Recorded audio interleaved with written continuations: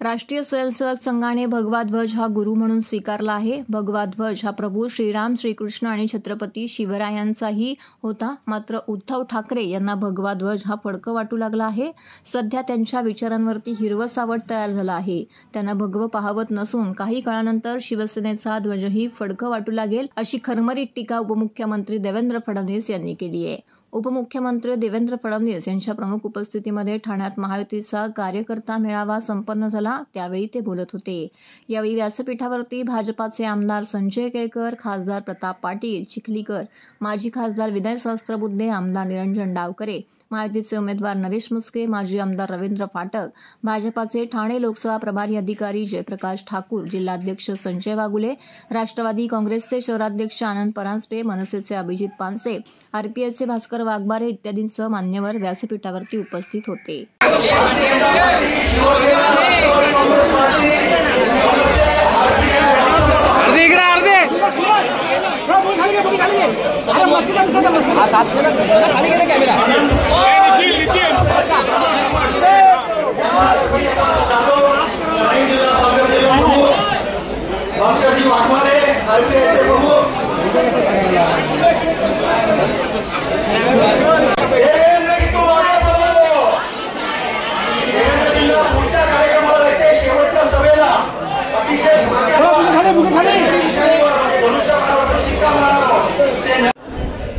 मी सन्माननीय राजसाहेबांना दाखवलं। राजसाहेबांनी तिसऱ्या दिवशी फडणवीस साहेबांची अपॉइंटमेंट घेतली। सकाळी 7 वाजता आणि फडणवीस साहेब तेव्हा सीएम होते आणि त्यांच्या घरी आम्ही गेलो।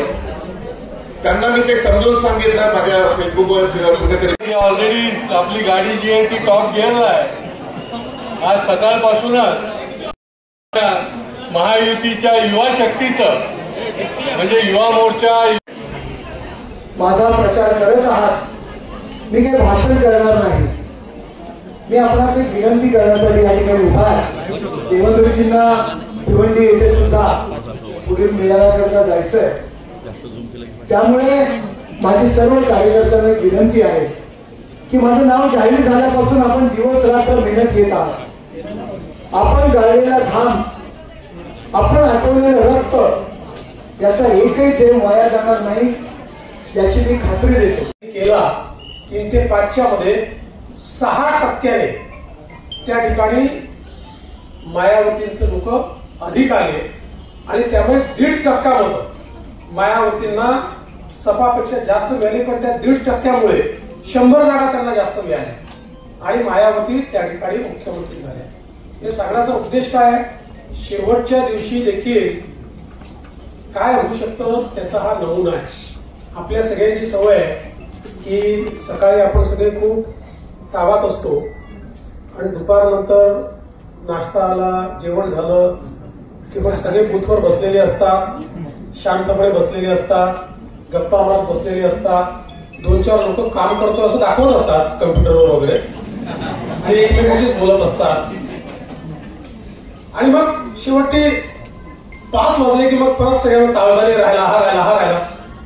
मला असं वाटतं की 20 तारीख आराम करायचाच नाही। 20 तारखेचा आराम मतदानाचा जे सर्टिफिकेट आहे ना, तो आपला पोलिंग एजंट सर्टिफिकेट घेऊन आल्यानंतरच आराम करू, अशा प्रकारच्या मानसिकतेत करू। या मोरोच्या मानसिकतेमध्ये आपण सगळ्यांनी जर आपले बूथ सांभाळले तर मला विश्वास आहे की ठाणे ही जी जागा आहे, मला असं वाटतं की तुमची जी काही कॉम्पिटिशन आहे ही हार जीतची कॉम्पिटिशन नाही आहे ठाण्याची।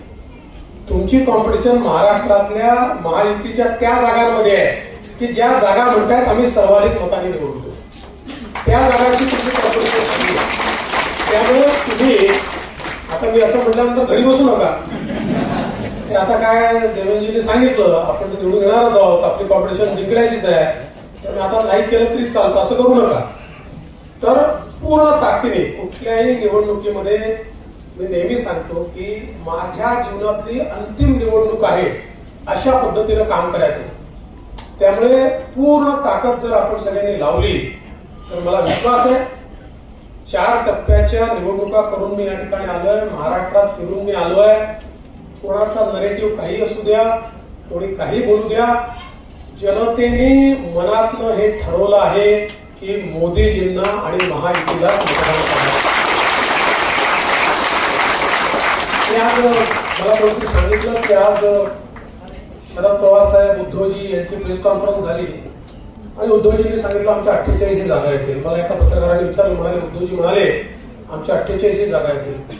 म्हटलं उद्धवजींचं कर्तृत्व मोठं आहे, 48 पैकी 49 जागा देखील आणू शकतात.